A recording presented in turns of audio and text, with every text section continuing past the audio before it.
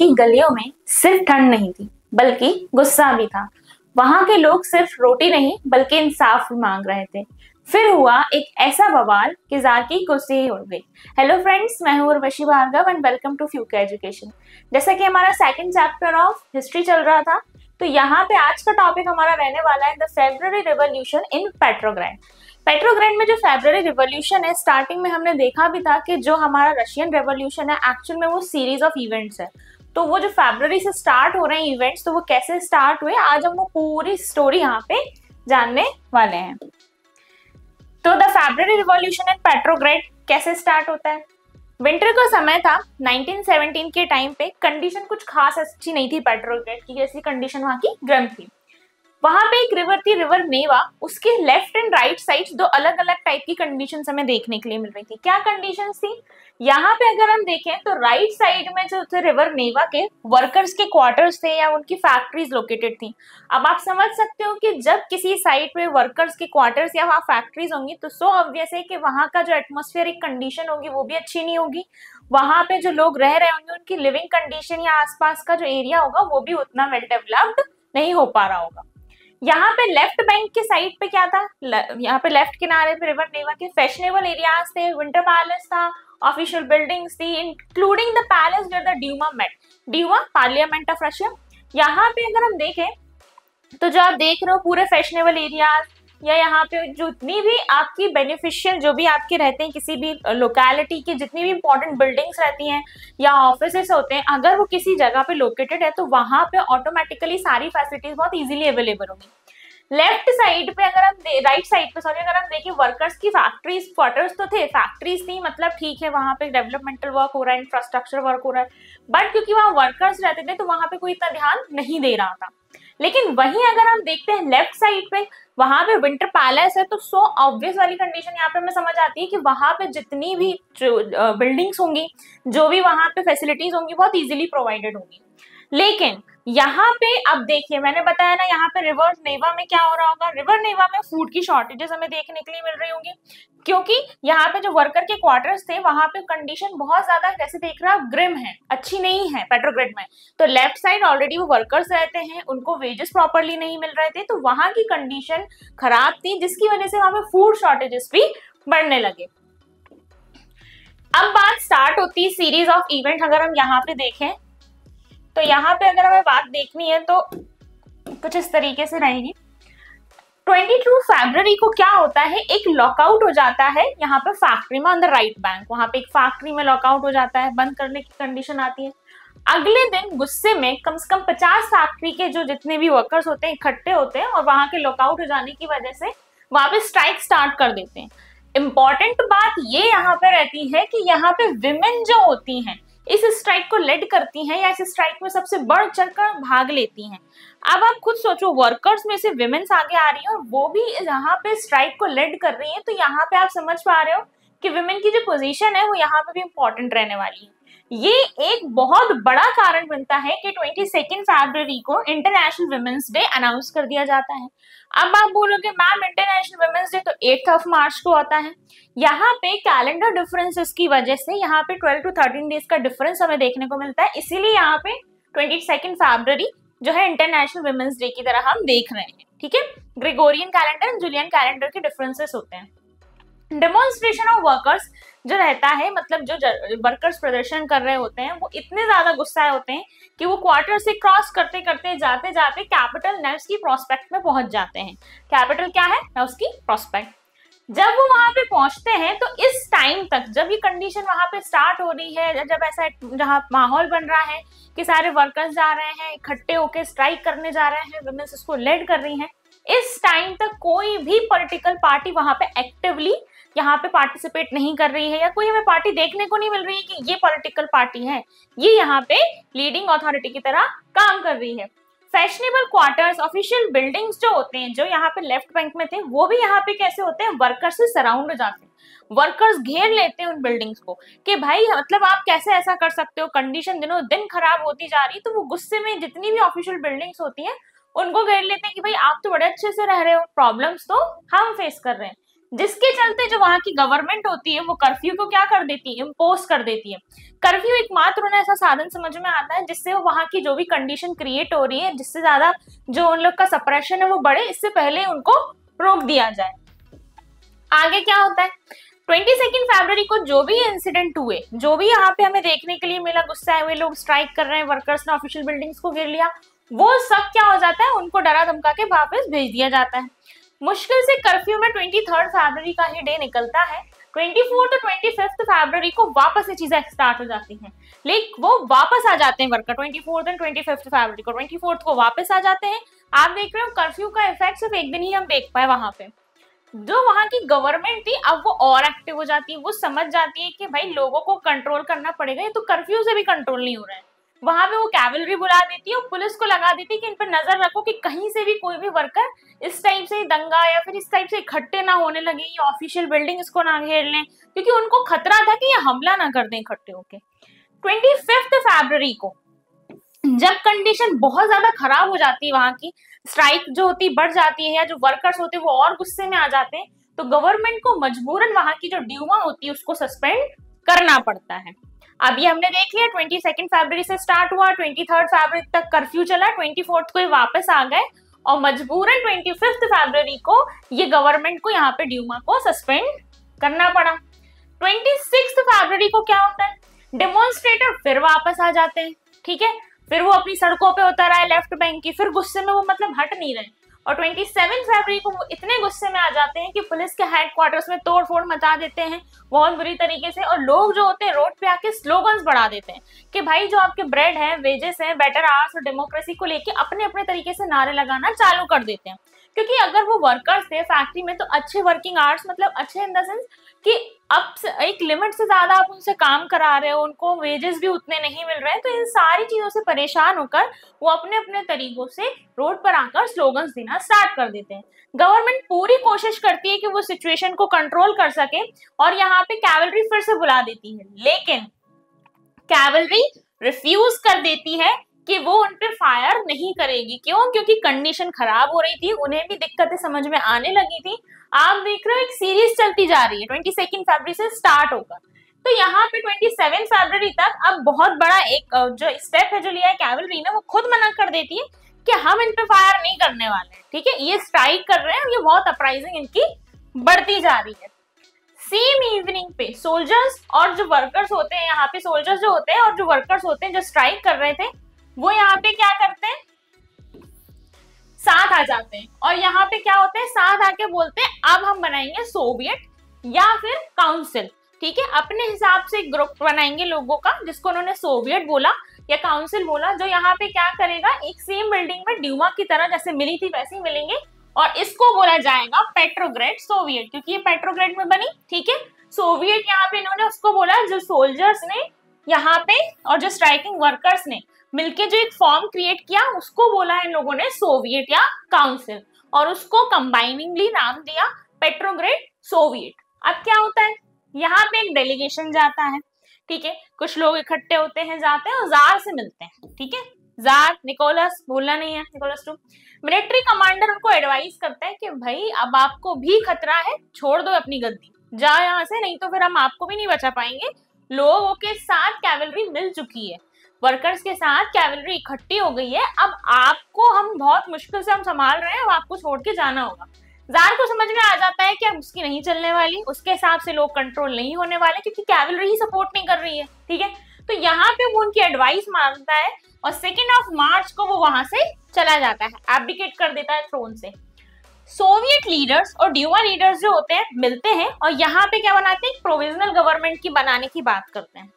Provisional government बनाने की बात यहाँ तक तय हो गई, मतलब देख रहे हो जार चले गए, राजा जी बाय बाय करके गए हैं यहाँ पे। अब यहाँ पे पेट्रोग्रेड जो है, अब आप यहाँ पे इस लाइन को देखो, Petrograd had led the February revolution, Petrograd में फेब्रुअरी रिवॉल्यूशन हुआ जिसकी वजह से यहाँ पे मोनार्की फेब्रुअरी 1917 में चली गई। मोनार्की सिस्टम जो था या मोनार्क जो थे वहां के चले गए। अब बनती है प्रोविजनल गवर्नमेंट। क्या है प्रोविजनल गवर्नमेंट, कौन कौन है उसमें इंपॉर्टेंट, आइए देखते हैं। ये यहाँ पे आप देख रहे हो, ये ड्यूमा है, ठीक है, यहाँ पे ये लोग बैठे हुए हैं। फरवरी के बाद क्या हुआ, 2 मार्च को राजा चले गए हैं। अब क्या होता है, आर्मी ऑफिशियल, प्रोविजनल गवर्नमेंट में कौन कौन है? Army officials, land owner, industrialist, ये प्रोविजनल गवर्नमेंट में है और ये बहुत इन्फ्लुएंशियल पोजीशन पे है। आप देख रहे हो आर्मी ऑफिशियल्स हैं, लैंड ऑनर्स है, इंडस्ट्रियल, मतलब सब सेक्टर के लोग इसमें मिले जुले हैं और ये प्रोविजनल गवर्नमेंट इन्होंने तैयार कर दी कि अब ये कंट्रोल करेगी, ठीक है। लेकिन जो लिबरल्स या जो सोशलिस्ट थे जो उनमें काम करते थे वो चाहते थे कि प्रोविजनल गवर्नमेंट नहीं चाहिए हमको चाहिए भैया इलेक्टेड गवर्नमेंट। ऐसी गवर्नमेंट लेके आओ जो लोग चुनेंगे, ऐसे नहीं कि भाई अपने बेनिफिट के लिए आप भी आओ, सारे इन्फ्लुएंशियल पर्संस को आपने इसमें डाल दिया, अब वो फिर अपने हिसाब से चलाएंगे। आगे क्या होता है, रिस्ट्रिक्शंस जो होते हैं लगा देते हैं पब्लिक मीटिंग पे, कौन? Provisional government. एसोसिएशंस हटा दिए जाते हैं, सोवियट्स जैसे बन रहे थे हटा दिए जाते हैं, पेट्रोग्रेड सोवियत जैसे बना था, इस टाइप से काफी जगहों पे छोटे मोटे और सोवियट्स लोग सेटअप करने लगे, उन पे रिस्ट्रिक्शन लगा देते हैं।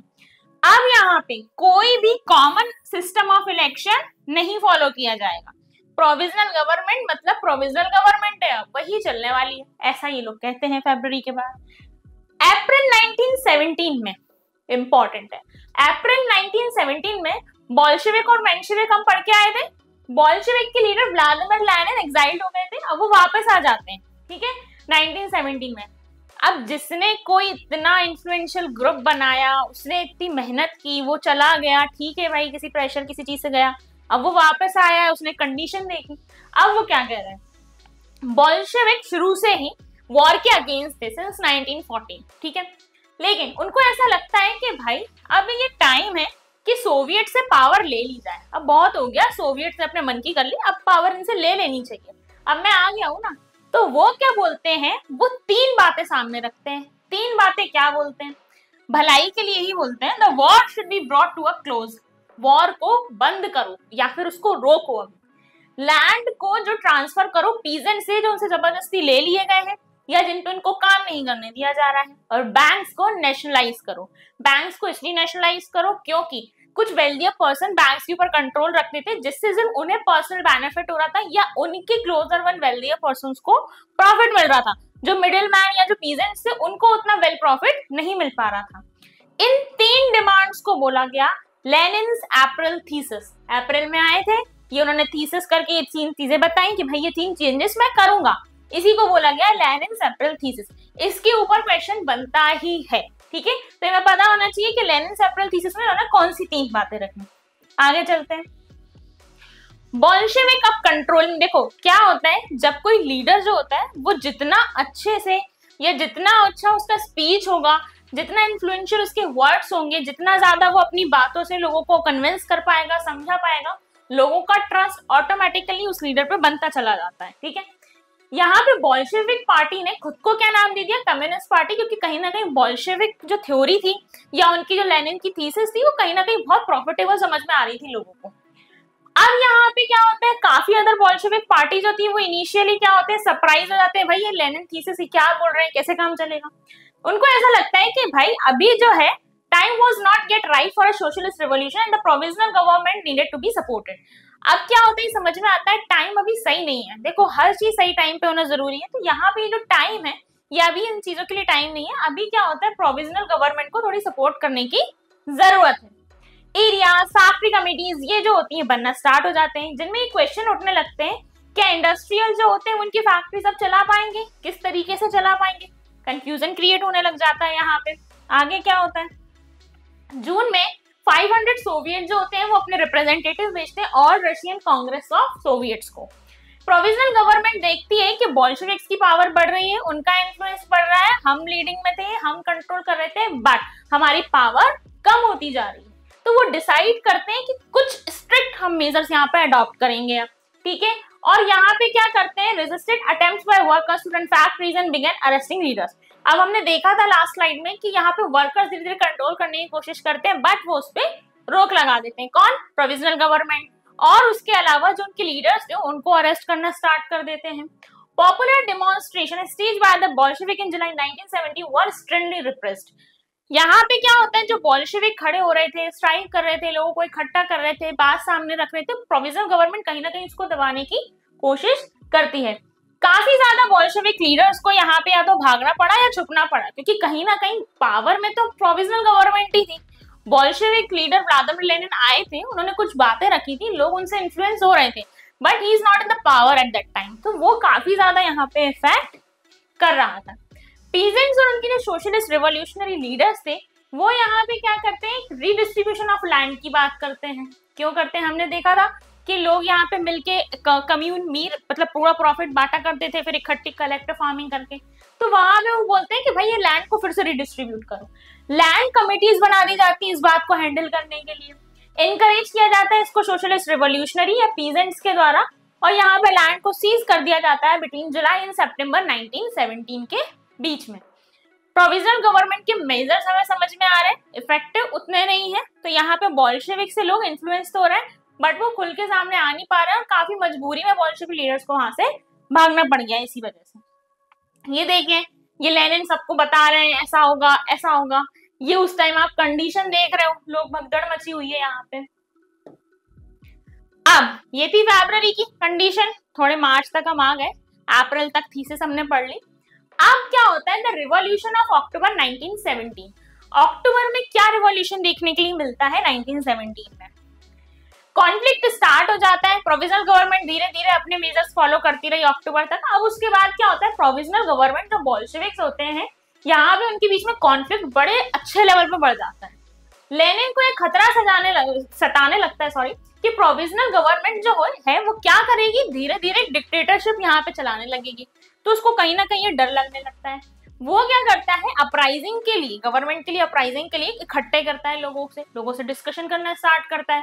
आओ, अपने को आवाज उठानी है, हमने अपने हक के लिए लड़ना होगा। प्रोविजनल गवर्नमेंट जो मेजर्स यहाँ पे कर रही है वो उतने ज्यादा बेनिफिशियल तो नहीं होने वाले। बोल्शेविक सपोर्टर्स जो थे आर्मी में या सोवियत एंड फैक्ट्रीज जो थी, वो सब साथ में आ जाते हैं। व्लादिमीर लेनिन जो थे वो इन्फ्लुएंशियल पर्सनालिटी तो थे उस टाइम। क्यों? क्योंकि अगर ये लोग साथ आ रहे हैं तो ये पॉइंट हमें बताता है कि लेनिन ऐसे ही इतने एफर्ट्स नहीं करते जा रहे थे। जब तक कोई किसी इंसान को सपोर्ट नहीं मिलेगा, किसी लीडर को, वो आगे अपनी जो भी वर्किंग प्रोस्पेक्टिव्स हैं या जो उसकी प्रोसेस है किसी भी चीज में चेंज लाने की, वो इतने मतलब स्मूथली नहीं कर सकता। 16 अक्टूबर 1917 को लेनिन जो होते हैं परसुएड कर देते हैं पेट्रोग्रेड सोवियत को, और जो बोल्शेविक होते हैं, बोल्शेविक पार्टी जो होती है, वो इस बात के लिए रेडी हो जाती है कि भाई अब सोशलिस्ट सीजर ऑफ पावर तो हमें करना पड़ेगा, समाज के लिए या ये जो पावर प्रोविजनल गवर्नमेंट का है ना, इसको थोड़ा रोकथाम करनी पड़ेगी। इसी टाइम पर एक मिलिट्री रिवॉल्यूशनरी कमेटी बनाई जाती है, जिसको कौन अपॉइंट करता है? सोवियत अपॉइंट करता है, under the leadership of Leon Trotsky. नाम याद रखना, इन नामों को नहीं भूलना है, स्पेशली जब कोई कमेटी, जब कोई ग्रुप बन रहा है और उसका कोई लीडर दिया जाए तो वो अपने आप में इंपॉर्टेंट हो जाता है, क्योंकि वो 1 लाइनर से लेकर 3 मार्क्स तक के क्वेश्चन कवरेज यहाँ पे करता है। यहाँ पे इस ऑब्जेक्टिव के साथ ये मिलिट्री रिवॉल्यूशनरी कमेटी बनाती है, ठीक है। ये इंपॉर्टेंट है, किसी कमेटी का ऑब्जेक्टिव क्या है ये जानना भी जरूरी है। उसका ऑब्जेक्टिव था to organise the seizure of provisional government power, यानी ये जो प्रोविजनल गवर्नमेंट पावर जो बनी है, इसमें इनकी पावर को सीज करना बहुत ज्यादा जरूरी हो चुका है। आगे क्या होता है, 24 अक्टूबर को ये अपराइजिंग जो होती है स्टार्ट होती है। वहां के जो पीएम है उस टाइम पीएम केरेंस्की, वो भी डर जाते हैं और वो सिटी को लेफ्ट करते हैं to summon troops after sensing trouble. उनको बता देते हैं भाई खतरा मंडरा रहा है, खतरा बढ़ते ही जा रहा है, तो ही हैड टू लेफ्ट।